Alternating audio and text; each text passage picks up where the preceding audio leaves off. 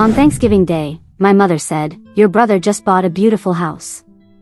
When are you finally going to settle down?" I responded, "Oh, I already settled down.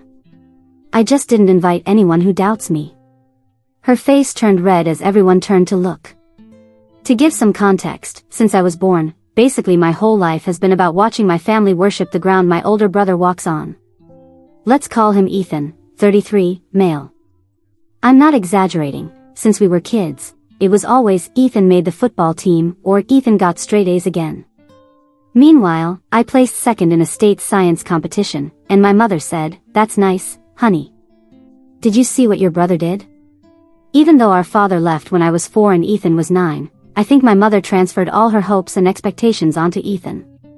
He became the man of the house in her eyes, and I became, well, the other kid. The girl.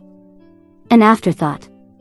My mother literally rescheduled my dance recitals if they clashed with Ethan's football games.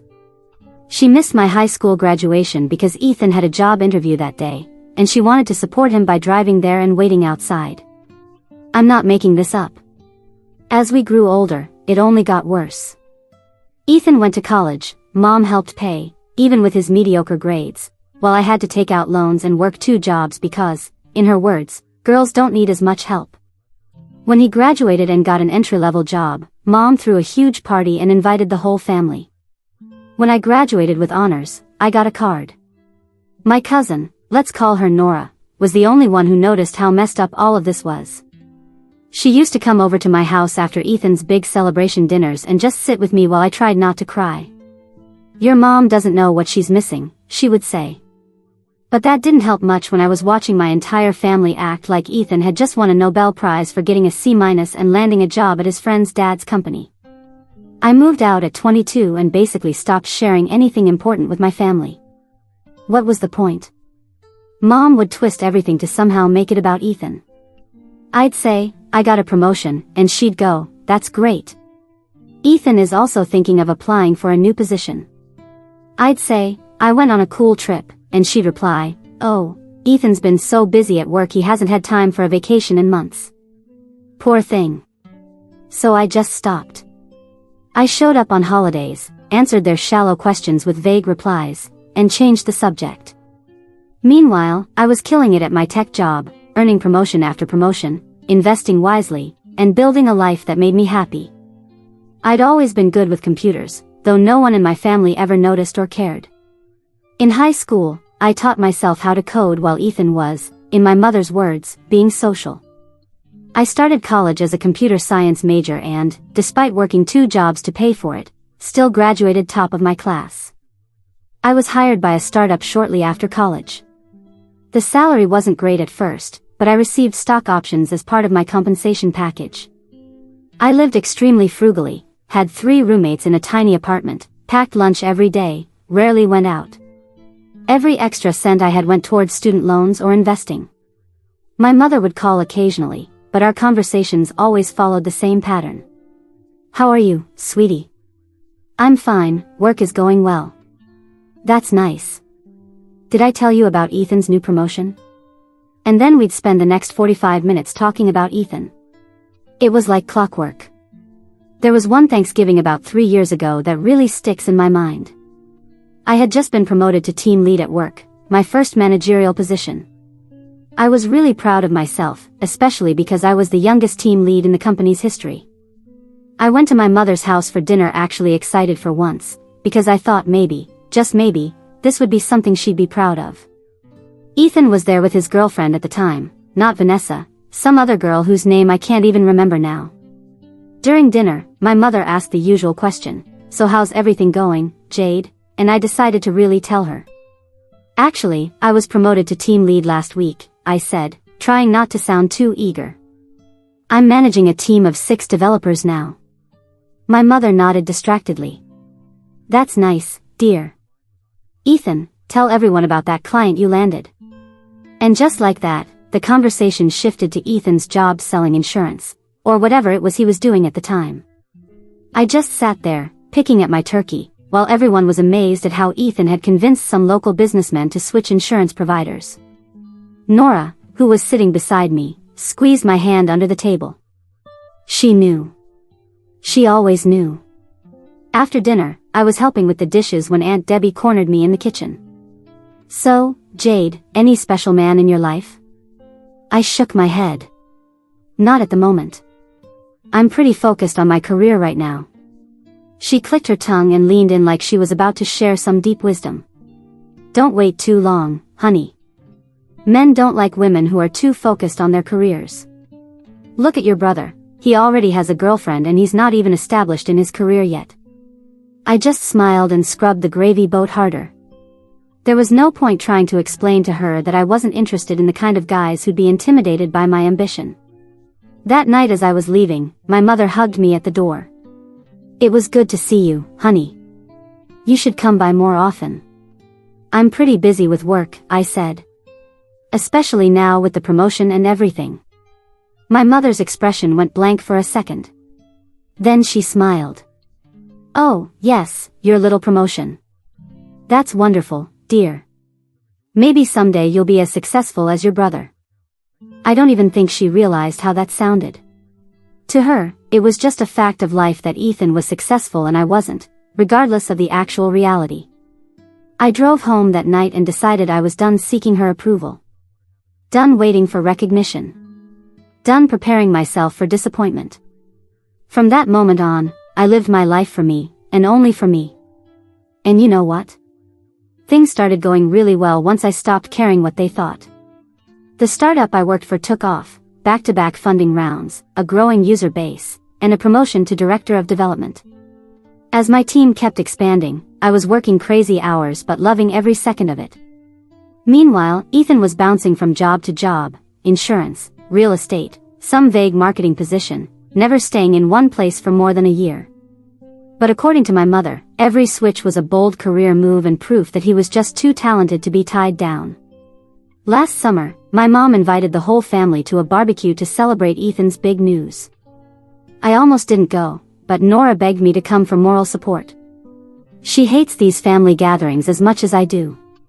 "Please, Jade," she texted, "if I have to listen to Aunt Debbie ask me why I'm not married one more time without backup, I might actually lose it." So I went. When I got to my mother's backyard, I was greeted by a scene so over the top it was almost comical. Balloons everywhere, a banner that said, "Congratulations Ethan," stretched across the yard, a cake shaped like a house on the picnic table. My mom saw me and practically ran over, buzzing with excitement. "Jade, you came. Isn't this exciting? Your brother has such big news." "Yeah, super exciting," I said, looking around at the decorations. "What exactly are we celebrating?" My mother's smile somehow got even bigger. "You'll have to wait for the announcement. Ethan wants to tell everyone himself." I grabbed a soda from the cooler and found Nora hiding in a corner of the yard, looking like she'd rather be anywhere else. "Kill me now," she muttered as I approached. My aunt already asked me if I've tried dating apps because that's how young people meet these days, and my uncle told me my biological clock isn't getting any younger. I snorted. Family gatherings, always a blast. We stood there watching as more relatives arrived, each one immediately gravitating toward Ethan and his girlfriend Vanessa, who were playing hosts near the grill.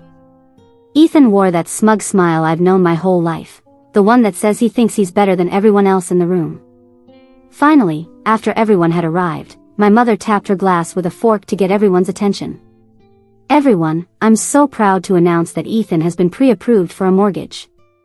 He's buying his first house."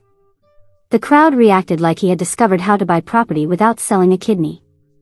Aunt Debbie actually had tears in her eyes over a mortgage pre-approval. I wish I were joking. Then my mother added, "It's in Oakwood Heights, 4 bedrooms, a finished basement," and everyone gasped and clapped. Nora leaned toward me. "Is it just me, or is this a really weird thing to throw a party for?" "It's not just you," I whispered back.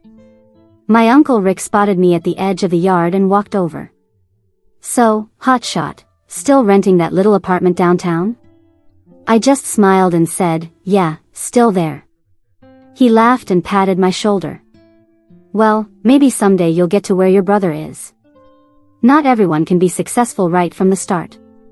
I just took a sip of my drink and walked away before I said something I'd regret. While I was helping to clean up, I overheard my mom and Ethan talking in the kitchen. The down payment is going to be tight, Ethan was saying. I might need to borrow a bit more than we discussed. My mom sighed. Ethan, I already gave you $15,000. That's almost all I had saved. I know, he said, but this house is perfect, and Vanessa really has her heart set on it. We can always get another credit card for the rest. I slipped away before they noticed me. That conversation stuck with me for weeks afterward. On the drive home, I couldn't stop thinking about what I'd heard. My mom had given Ethan $15,000 for a down payment, and $15,000 was money she'd been saving for retirement. Money she really couldn't afford to give away. And what was that about getting another credit card?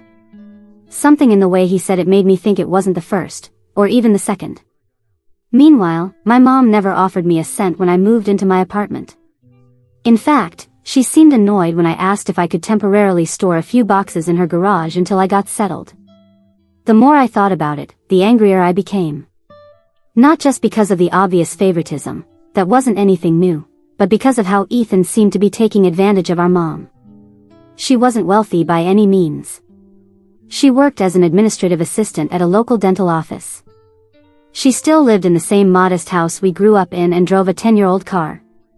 That $15,000 probably represented years of careful saving on her part. And Ethan talked about it like it was pocket change, already thinking about how to get more. The next day, I did something I'm not particularly proud of. I used some of my tech skills to check Ethan's credit report.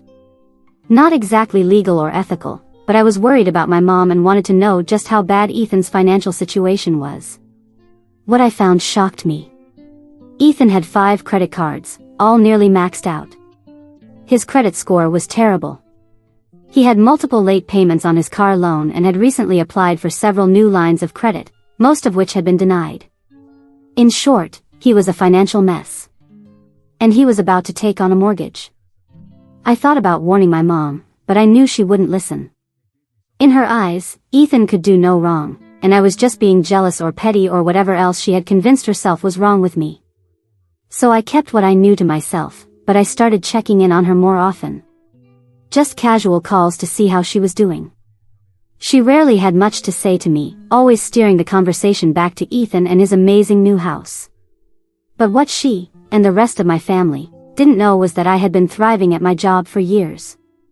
I started as a junior developer, but quickly moved up to team lead, then department manager, and finally chief technology officer at a startup that was acquired last year. The stock options I had?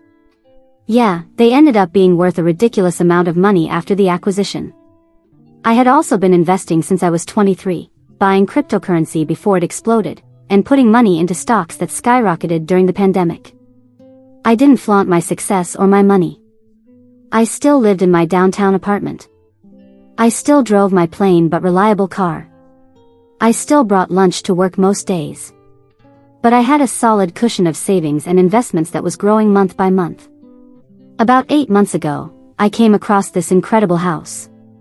It wasn't something I was actively looking for. In fact, I was pretty content in my apartment, but a colleague mentioned that their neighbor was selling their house privately, trying to avoid realtor commissions and looking for a quick, hassle-free sale. Out of curiosity, I went to see it and immediately fell in love. 4,200 square feet, 390 square meters, with an amazing kitchen featuring floor-to-ceiling windows that looked out onto a beautiful wooded area. A separate office space that was perfect for my remote work. And enough bedrooms to have both a guest room and a home gym. It sat on 3 acres, 1.2 hectares, of land, with a stream running through the back of the property. The previous owners had built a deck that wrapped around the rear of the house, with steps leading down to a fire pit area surrounded by cozy outdoor furniture. Inside, the main living area had vaulted ceilings with exposed wooden beams, a stone fireplace that stretched all the way up, and hardwood floors throughout. The kitchen had recently been renovated with high-end appliances, a massive island, and custom cabinetry.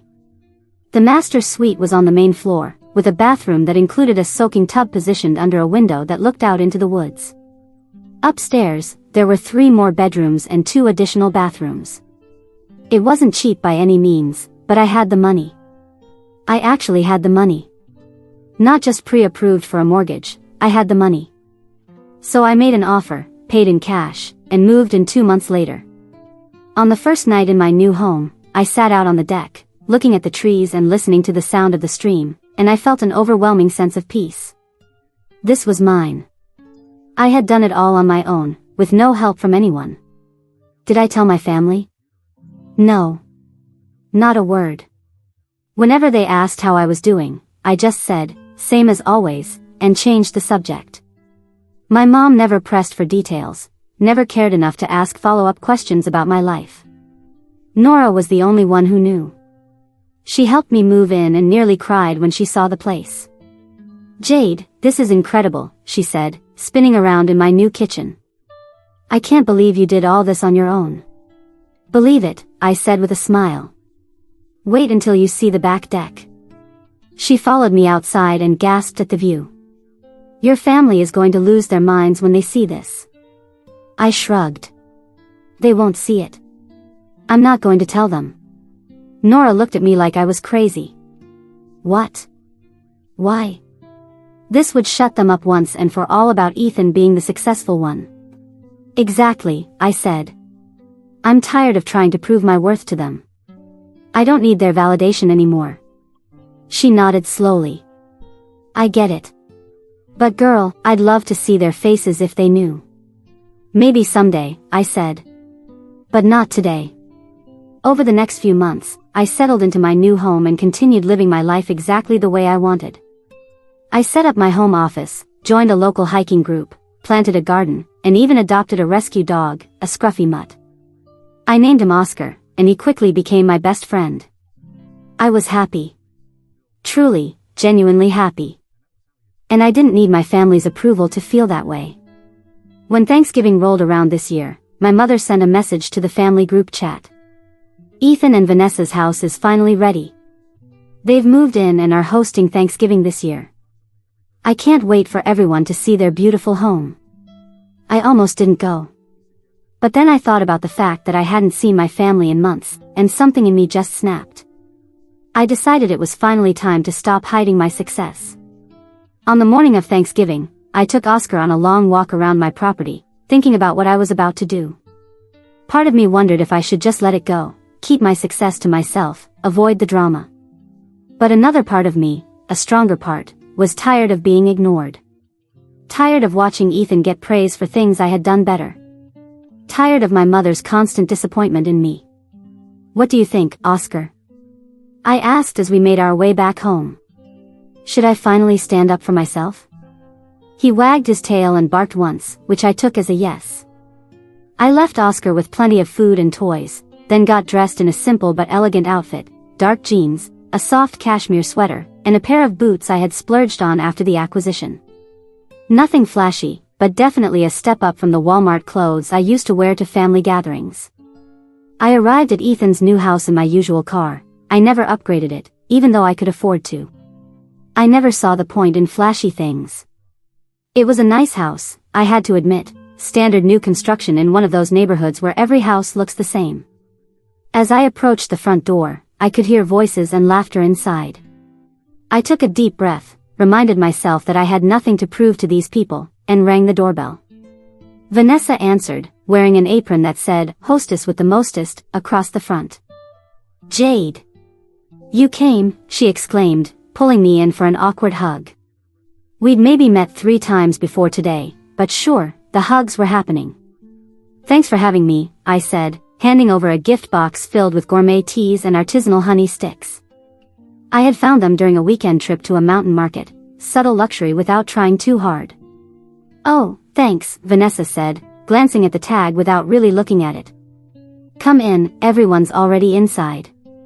Ethan was playing tour guide, showing everyone around like he was on HGTV or something. "And here's the kitchen," Vanessa picked all the finishes herself. "We're thinking about putting in a pool in the backyard next summer." My mom followed him like a proud shadow, chiming in with her own comments. "Isn't the master bedroom lovely? And look at these countertops." I just smiled and nodded, helping Vanessa carry food to the dining room. I hadn't spent more than 10 minutes with her in total before today, but she seemed nice, just completely wrapped up in Ethan's world. Nora spotted me and immediately rushed over, pulling me into a corner of the living room. You came. I wasn't sure if you would. I couldn't miss seeing the famous house, right? I said with a small smile. She rolled her eyes. It's been non-stop house talk since I arrived. Look at our decorative baseboards. Check out our recessed lighting. I'm about to walk out the door. I laughed. How long have you been here? Too long, she groaned. Aunt Debbie cornered me the minute I walked in to tell me about her friend's daughter who met someone on a dating app and now she's married with twins. Apparently that's supposed to inspire me. At least she's consistent, I said. Nora narrowed her eyes, studying my face. You look different today. Like you're, I don't know, almost enjoying this. I shrugged. Let's just say I'm ready for whatever happens. She looked intrigued but didn't get a chance to ask more questions, because my mother spotted us and hurried over. Jade, there you are, she said. Isn't Ethan's house beautiful? So grown up, don't you think? It's very nice, I said neutrally. He picked all the paint colors himself, she continued, as if that were some remarkable achievement. And wait until you see the basement, they're turning it into a home theater. Sounds great, I said. How have you been, Mom? Oh, busy helping them get settled, she said, waving her hand. You know how it is with a new house, so much to do. But it's all worth it. I'm just so proud of him. I nodded, biting my tongue. It wasn't the right moment, not yet. When we all sat down to eat, Ethan of course took the head of the table, with my mother on his right and Vanessa on his left. I was wedged between Nora and Aunt Debbie, who immediately started grilling me about my love life. So, Jade, any special man in your life yet? You're not getting any younger, you know. I just shrugged. I'm focusing on my career right now. My mother chimed in, Jade's always been so independent. Not everyone is ready to settle down and build a life like Ethan and Vanessa. Ethan smirked. Speaking of building a life, we're thinking about trying for a baby next year. Now that we've got the space. More applause. More congratulations. My mother actually wiped away a tear. I can't believe my boy is all grown up, she said, squeezing his arm. A beautiful house, a wonderful job, thinking about starting a family. You've done everything right, Ethan. Then she turned to me with that look she always gives me, that mix of disappointment and pity. Jade, honey, when are you finally going to settle down? Don't you want what your brother has? The table went quiet. Everyone was looking at me, expecting me to make some excuse or change the subject like I always did. I took a slow sip of water, letting them wait just long enough to get uncomfortable. Then I carefully set my glass down and said, oh, I already settled down. I just didn't invite anyone who doubts me. Silence fell instantly. My mother's fork actually dropped onto her plate. Aunt Debbie's mouth fell open. And Ethan, his smug smile froze on his face like someone had hit pause. You what? My mother finally managed to say. I settled down, I repeated, taking another bite of turkey like it was no big deal. About 8 months ago, actually. What do you mean? My mother pressed, her eyes darting quickly between Ethan and me. You didn't tell us anything about, exactly, I interrupted. I bought a house. I moved in. I built a life. I just didn't feel the need to announce it to people who've never shown any interest in my accomplishments. Ethan tried to recover, forcing a laugh. Come on, Jade, a house is a big deal. It's kind of weird to keep it a secret, don't you think? I looked him straight in the eye. Not really. It's not like any of you ever asked. That one hit hard. My mom shifted in her chair, and Ethan's fake smile twitched at the corners. Well, Ethan said after an awkward pause, what kind of place are we talking about here? A downtown apartment or something? I could see what he was doing, trying to minimize whatever I had achieved before even knowing what it was. Typical Ethan. No, I said calmly. It's a house. Actually, it's bigger than this one. You could have heard a pin drop. Ethan's smile vanished completely, and he was gripping his knife so tightly his knuckles turned white. Bigger? Aunt Debbie asked. How big are we talking? I leaned back slightly, completely relaxed. A little over 4,200 square feet, on 3 acres. Ethan's jaw literally dropped. My mom let out a tiny gasp. But, sweetheart, she said tensely, don't you think that's a bit excessive for someone living alone? And there it was, her attempt to frame my success as a mistake. Not really, I replied, keeping my voice even. I mean, I didn't take out a mortgage or anything, so it's not like I have to worry about it being a financial burden. The reaction was immediate. Ethan choked on his drink. My mother's eyes went wide. You paid cash for a house that size, she stammered. Yes, I said with a shrug, like it was no big deal. Didn't see the point in taking on debt if I didn't need to. Ethan's face shifted from smug to ghostly pale in about 5 seconds. I turned to him. And how's your mortgage going, Ethan? What did you end up putting down, 5%? His jaw clenched so hard I could almost hear his teeth grinding. My mom jumped in, desperate to save him. Well, Ethan's house is simply beautiful, she said quickly. And it's in such a wonderful neighborhood. Such a smart investment. Ethan nodded stiffly. Yeah, and real estate is all about location. The schools here are highly rated, for when we have kids. Aunt Debbie, who's never been good at reading the room, chimed in, wait, so, Jade, you really own your house outright? No mortgage at all? That's right, I said. Fully paid off at closing. The looks around the table ranged from shocked to impressed to confused. Ethan was the only one who just looked furious.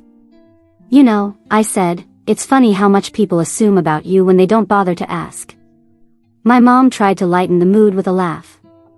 Oh, come on, Jade, it's not like we ignore you. I raised an eyebrow. Seriously? When was the last time you asked me about my job? My finances? My future plans? No one had an answer. You never asked, I continued, because you never thought you needed to. You all assumed Ethan was the only one worth paying attention to. Ethan slammed his hand on the table. Oh, come on, Jade, we get it. You bought a house. Congratulations. Want us to throw you a parade or something? I looked at him calmly. Maybe you should think about getting some financial advice before you keep acting like you're some kind of success story. His eyes narrowed. What's that supposed to mean? It means, I said, leaning in slightly, that while you've been pretending to have it all together, you've actually been drowning in debt. Credit card debt, specifically. A lot of it. The blood drained from his face. The table fell completely silent. Jade, my mom said slowly, what are you talking about?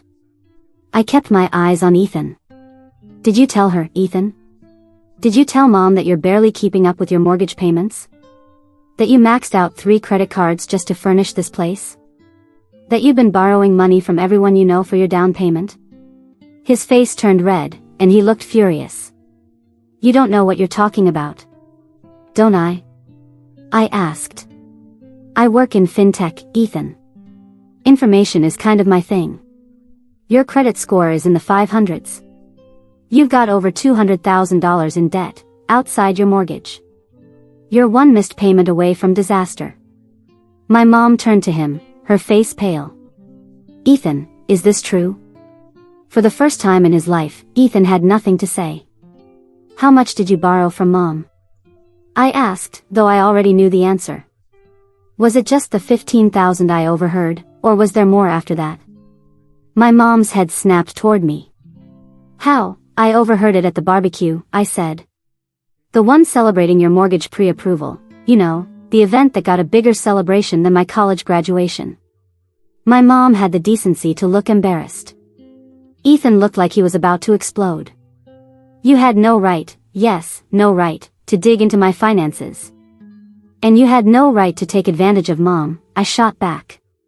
To take her retirement savings for your down payment, knowing full well you couldn't afford this house. The silence that followed was deafening. My mom stared between us, her perfect image of family crumbling before her eyes. How did you, she finally asked, her voice small. How did you afford a house like that? I took a deep breath. I worked my butt off. I was promoted 5 times in 6 years. I'm now the chief technology officer of my company. My stock options were worth over $1 million when we were acquired last year. I invested smartly. I didn't waste money trying to impress people. Ethan stood up so fast his chair tipped backward. You think you're better than me? You think you've won something here? I stayed seated, completely calm. I don't think I've won anything, Ethan. I just finally stopped playing a game that was rigged against me from the start. I looked around the table, at the shocked faces of my family, then at my mother, who couldn't even meet my eyes. For years, I said, I've watched all of you praise everything Ethan does while treating me like an afterthought. You've all acted like somehow I was falling behind in life when the truth is, I've been ahead this whole time. I stood up, grabbing my coat from the back of my chair. The saddest part, I said, looking directly at my mother, is that you'll never know how much I've accomplished, because you never bothered to ask. You were so busy focusing on your golden boy that you completely missed the fact that your daughter was actually the successful one. My mother started crying. Ethan was trembling with rage. The rest of the family was frozen, not knowing what to say. I walked to the door, then turned back one last time. Next time you want to know about my life, I said, try actually listening to the answer. And with that, I stepped out into the cold November air, got in my car, and drove home, to my beautiful, fully paid off house. For the first time in my life, I didn't feel invisible. I felt completely untouchable. 2 weeks after Thanksgiving, I was sitting on my back deck with Oscar, watching the sunset over the woods behind my house, when Nora texted me. Mom says Aunt Debbie is still talking about your epic Thanksgiving moment. You're definitely a family legend now. I smiled and replied, how's your mom doing? Good. Wants to know when she can come see your place. I may have shown her a few photos. I laughed. Tell her she's welcome anytime. You too, obviously. But make it clear that my invitation doesn't extend to certain other family members. Nora replied immediately, understood. Drama still unfolding on that front. We'll fill you in when we visit. The truth is, I don't regret exposing Ethan, not even a little. He had been lying and manipulating our mother for years, draining her retirement savings while she enabled his financial irresponsibility. Someone needed to pull back the curtain on that mess. My phone rings. It's my mother's number. This is the 5th time she's called since Thanksgiving. I still haven't answered. Part of me is curious what she has to say, but I'm in no hurry to hear it. After a moment's thought, I decline the call and place my phone face down on the table. 10 minutes later, a message comes in. Jade, please. We need to talk. Ethan is having some financial trouble, and I'm trying to help him sort things out. Maybe you could give him some advice. He's still your brother. I stare at the message, feeling a familiar rage rise in my chest. Of course. Of course it's not about me. Or about what happened on Thanksgiving. It's about Ethan. It's always about Ethan. I type back. Let me get this straight. After I revealed that I bought a house in cash that's twice the size of Ethan's, after I told you that you've ignored my accomplishments my entire life, your response is to ask me to help Ethan with his financial problems? Are you serious right now? 3 dots appear. Then disappear. Then appear again. Finally. Don't be like this, Jade. Family helps family. You've always been so independent. Ethan needs help. And there it is. My independence. My self-sufficiency. The very things that allowed me to build the life I have are still being used against me. Meanwhile, Ethan's helplessness continues to be rewarded. I take a deep breath and type what I should have said years ago. Mom, enough. I'm tired of being an afterthought. I'm tired of watching you rescue Ethan while ignoring my existence. No, even now, you're still not interested in my success. You're just looking for ways to use it to fix Ethan's failures. So no. I'm not going to help Ethan. And I'm also not going to answer any more calls or messages about him. I press send, then immediately block her number. I do the same for Ethan and Vanessa. Then I power my phone off completely and set it aside. Oscar comes over and rests his head in my lap. I scratch behind his ears, feeling lighter than I have in years. It's just you and me now, buddy, I say. Well, us and Nora and her parents. That's family enough for anyone. I don't need their approval. I don't need their validation. And I definitely don't need to set myself on fire to keep them warm. For the first time in my life, I'm not just the afterthought. The other girl. The invisible daughter. Hi, I'm Jade. Successful, independent, strong Jade. And that's more than enough. Did you enjoy this story? Leave a comment with your thoughts, and don't forget to subscribe to the channel. If you made it this far, let us know where you're watching from. Until next time.